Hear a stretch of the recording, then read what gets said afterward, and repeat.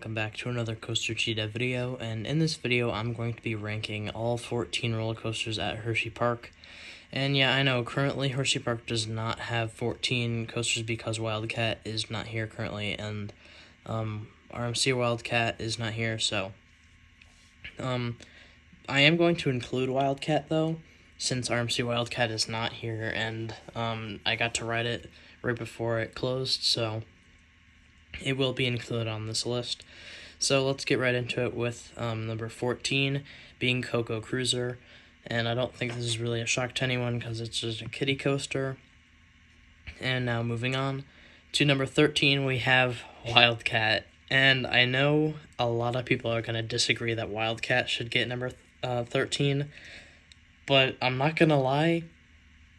I knew it would be super rough, but I thought it would be like decent, at least, like okay, but it was just really bad. I did not enjoy Wildcat at all, and I'm just really excited for RMC Wildcat because Hershey Park's collection is already great, so getting an RMC is just gonna be incredible for the park.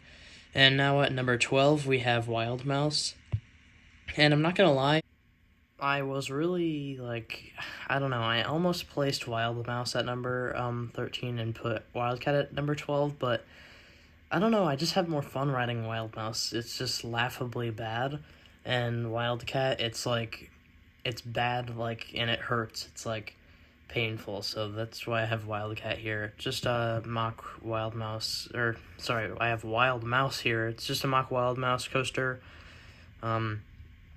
Yeah, just, you know how they are. And another controversial placement we have at number 11, Super Duper Looper. And the reason why I have Super Duper Looper here is actually because the drop is decent and the loop is really good, but after that it's pretty bad. I was a little impressed though how it was relatively smooth for how old it is, and I like how it takes you on a little journey through the other track and Storm Runner in the woods and stuff. But after the loop it feels like a family coaster, because it's almost a kiddie coaster, because it's just taking you down some little drops and straight track, and I don't know, it's just not the best coaster, and I was a little disappointed by it. But anyway, now at number 10 we have Laugh Track, and Laugh Track was good, and the reason why it's not any higher is because it's very short. That's my only problem with it, but other than that I really liked the ride. The theming is good. I like that it's indoors. Definitely the best themed ride in the park, or at least the best themed coaster in the park, but it's probably also the best themed ride in the park. And now at number 9 we have Trailblazer, and Trailblazer is a pretty fun mine train coaster. Great for the family, and the helix towards the end is actually pretty forceful. I liked it, and I just had a smile on my face the whole time while I was riding it. So now at number 8 we have Comet, and what Comet reminds me of is a family miniature version of Great American Scream Machine at Six Flags Over Georgia, because I don't know, the layout seems similar, and this coaster is actually really fun. Plus this is way over 100 years old, and it's so smooth. It's just a great coaster, and actually a really good airtime too. I was impressed by this. And now at number 7 we have Jolly Rancher Remix. Just a Vekoma Boomerang, however, this is probably the best Vekoma Boomerang I've ridden, and that's because of the retheme that it got, and it's actually pretty cool, even though the tunnel doesn't smell like anything, but that's besides the point.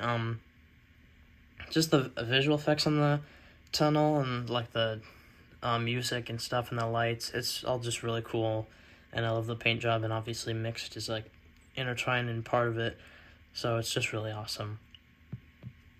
And now at number 6 we have Lightning Racer, and just a good old GCI dueling wooden coaster. They were a little rougher than I expected, but it wasn't unbearable or anything. Pretty good airtime, just a fun, solid ride. Definitely actually pretty good Woody. Yeah. Now at number 5 we have Great Bear. the park's B&M inverted coaster. And if you haven't watched my ranking my top 5 B&M inverted coasters list, go watch that after this. But it did make that list. However, it did end up in the number 5 spot because, like, after the vertical loop, I think, or maybe after the Immelman, I think it's after the Immelman, it's not really, like, a great layout. Like, it's just kind of, like, twister track and stuff. The corkscrew is good, but, I mean, it doesn't have the craziest B&M layout, but I do like how it goes by the water. Now, at number 4, we have Fahrenheit, which is an awesome, one-of-a-kind, intimate vertical loop coaster. However, there is another one finally being built somewhere in Asia. I'm pretty sure it's being built in China. But Fahrenheit is a really good coaster. It does suffer from some rattling in some places like the Cobra roll and stuff like that, and some inversions. But honestly, a really good coaster, and it's really fun. A great airtime hill at the end, and the only thing bad about it is its operations.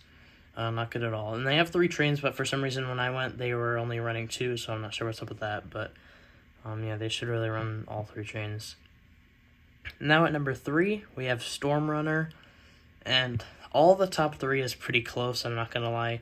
Storm Runner's launch is so far the best launch that I've experienced on any coaster. It was so good. And it's just such a unique coaster. It's so cool. It's like the snake dive is awesome. Like the way you get like launched out of your seat when you're going through the roll. The strange Cobra loop is cool. It's like just a great coaster, and